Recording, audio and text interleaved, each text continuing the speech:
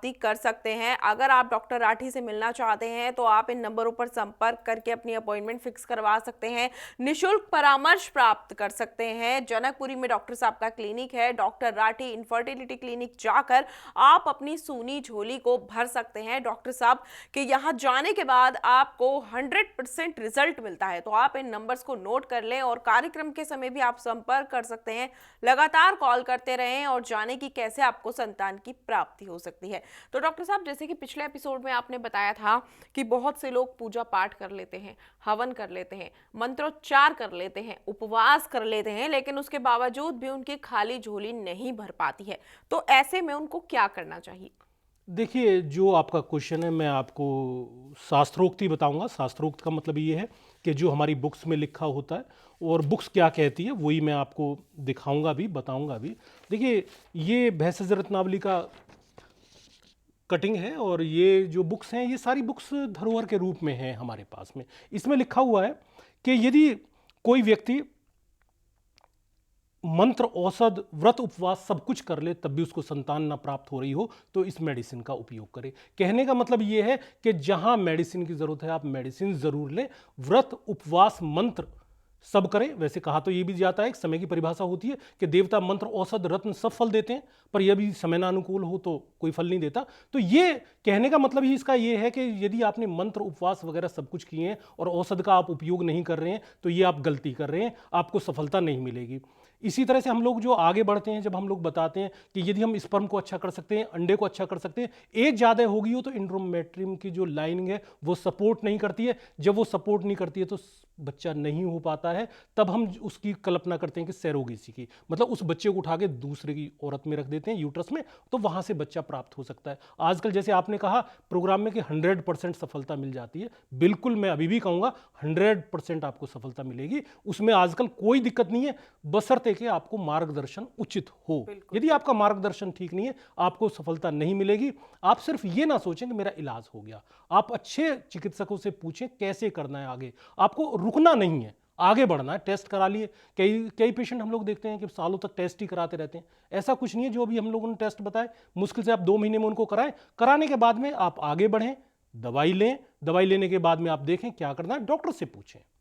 बिल्कुल डॉक्टर साहब, आपने सही कहा। साथ ही आप उत्तर बस्ती के बारे में बताते हैं कि मैं चाहूंगी आप हमारे दर्शकों को बताएं ये उत्तर बस्ती आखिरकार है क्या, क्योंकि बहुत से लोगों के मन में ये शब्द सुनने के बाद ये सवाल जरूर आता है। जिनको जानकारियां होती हैं वो तो समझ जाते हैं, लेकिन जो जानकारी के अभाव में होते हैं तो ये सवाल उनके अंदर घूमता ही रहता है। तो मैं चाहूंगी आप हमारे दर्शकों को बताएं कि ये उत्तर बस्ती क्या है।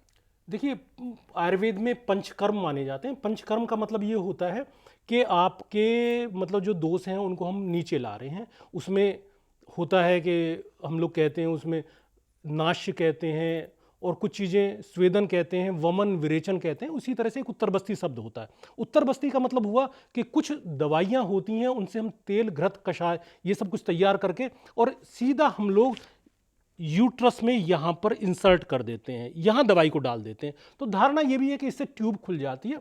देखिए, यदि आपने लेप्रोस्कोपी करवाई है, दूरबीन से जांच कराई है और यदि वहाँ मना कर रहे हैं आपको कि नहीं खुलने वाली है तो आप अपना समय जाया ना करें, सीधे आप उत्तर बस्ती बिल्कुल करवाएं। उत्तर बस्ती का मतलब ये हुआ कि आपकी जो लाइनिंग है इस पे काम करेगी, साथ साथ में आपकी ओवरी पे काम करेगी, आपके जो फॉलिकल्स हैं उनको अच्छा बना देगी। पर आप ये सोच रहे हैं कि आपकी ट्यूब खुल जाएगी, वो धारणा ही गलत है।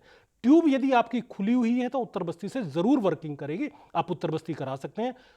जो इसका मतलब हम लोग मानते हैं वो 4 से 5 बार या 6 बार भी हम कई बार देते हैं उत्तर बस्ती को। मतलब यही है, पेशेंट आया, इसमें क्रेनुल लगाया और लगाने के बाद में एक दवाई इसमें डाल दी, आधा घंटा पेशेंट को रखा, दर्द वगैरह कुछ नहीं होता है पेशेंट को, कोई घबराने की जरूरत नहीं होती है। कहीं भी नियर बाई अपनी उत्तर बस्ती आप करा सकते हैं, पर यह ना सोच के चलें कि इससे मेरा काम हो जाएगा। डीपली देखें, ट्यूबरक्लोसिस वाले विशेषकर जिनको टीबी की वजह से वर्किंग नहीं है ट्यूब, वहाँ बहुत दिक्कत होती है, तो बहुत ज़्यादा अपना समय ना जाया करें।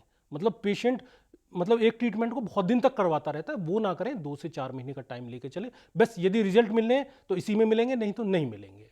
जी, जी, बिल्कुल डॉक्टर साहब। जैसे कि आप बताते हैं कि कुंडली का विश्लेषण करवाना भी आवश्यक होता है क्योंकि संतान प्राप्ति नहीं हो पाती तो आप कुंडली में देख सकते हैं कि आखिरकार कारण क्या है। तो कुंडली इतनी महत्वपूर्ण होती है हमारे जीवन के लिए, ये तो सभी जानते हैं, लेकिन कोई ये नहीं सोचता कि संतान प्राप्ति नहीं हो रही है तो एक बार कुंडली दिखवा ले। तो यदि कुंडली दिखवाए तो स्त्री अपनी कुंडली दिखवाए या पुरुष दिखवाए, ग्रहों के हिसाब से दिखवाए या भाव के हिसाब से दिखवाए, आखिरकार किस प्रकार से कुंडली का विश्लेषण करवाना चाहिए और किसको करवाना चाहिए? देखिए, मैंने इसमें ज्योतिष में 10 साल इसमें गुजारे, मैं ज्योतिषाचार्य नहीं कहता हूँ अपने आप को। और वैसे ज्योतिष को कहा जाता है नेत्र विज्ञान, वो दिखाई देता है। अच्छा, अब क्या दिखाई आपको दे रहा है? जो माना जाता है वैसे जो जिसके अच्छे ग्रह होते हैं, मान लिया किसी का बृहस्पति उच्च का है और किसी का बृहस्पति अस्त है, तो जो उच्च का बृहस्पति है उसकी कुंडली ही फल देगी। कहने का मतलब है यदि पति की कुंडली में अच्छे ग्रह हैं तो पति की, यदि पत्नी की कुंडली में अच्छे ग्रह हैं तो पत्नी की। आपने दूसरा पूछा कि भाई हम योग क्या देखें उसमें, तो इसमें देखने के लिए ये होता है पंचम हाउस से देखते हैं। पंचम हाउस में जो ग्रह बैठा होता है वो फल देता है, ये पक्का सही है बिल्कुल। अब देगा क्या और कब देगा, इसमें जो महत्वपूर्ण होता है वो ये होता है कि योग कैसे हैं। योग करीबन करीबन 200 के करीबन होते हैं रश्मि जी। तो 200 के करीबन योग होते हैं, वो बैठ के मिलाने होते हैं। तो योग मिलाइए, यदि आपके योग मिलते हैं, मतलब वो ग्रंथ में पराशर होरा शास्त्र में लास्ट पेज में दिए हुए हैं, तो जब वो 200 ग्रह 200 योग के करीबन आप मिलाओगे तो उसमें आपको पक्का मिलेगा कि रिजल्ट कितना मिलना है, और वहां से आप देख सकते हैं। साथ साथ में कई बार हम लोग देखते हैं कि जो गोचर होता है वो भी बड़ा महत्वपूर्ण होता है। तो गोचर में ग्रह फल देने के लिए तैयार होता है। आदमी कई बार होता है कि जब गोचर आता है तो चिकित्सक के पास जाएगा। मेरे पास तो एक बहुत बढ़िया इंटरेस्टिंग केस आया था, उसको आईवीएफ कराना था, गवर्नमेंट हॉस्पिटल में वो आईवीएफ करा रहा था। तो शायद कोई समय आया उसका, तो वो वहां उसकी पत्नी 15 दिन तक इंजेक्शन लगवाती रही और सब कुछ होता रहा, और बाद में पति स्पर्म देने के लिए ही नहीं आया। इसे कहते हैं कि देखिए समय आया उसका पर योग नहीं बन पाया। तो कई बार आदमी जाता है, जाने के बाद में उसके पता नहीं मन में क्या भयभीत सा होता है कि वहां से चला आता है। तो इसी को हम लोग कहते हैं योग। तो योग मिलाने बहुत जरूरी होते हैं, ग्रह देखने बहुत, ये तो खैर बात सही है कि पंचम में कौन सा ग्रह बैठा है, यदि नहीं बैठा है तो योग मिलवाइए आप। जी, जी, बिल्कुल आपने सही कहा, आपसे और भी चर्चा करेंगे, लेकिन हमारे पास व्हाट्सएप पर एक मैसेज आया था। इनका नाम है सुनीता और ये पंजाब से हैं। ये आपसे कहना चाहती हैं कि आईवीएफ सेंटर जाकर पता चला इनको कि इनके एग्स छोटे हैं।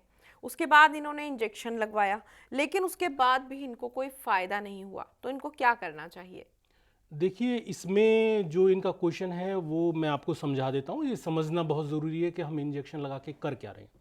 देखिए, इसको मैं इस तरह से कुछ देखता हूँ, इंजेक्शन लगाने से हम अंडे को बड़ा कर सकते हैं, इसमें कोई दो राय नहीं है।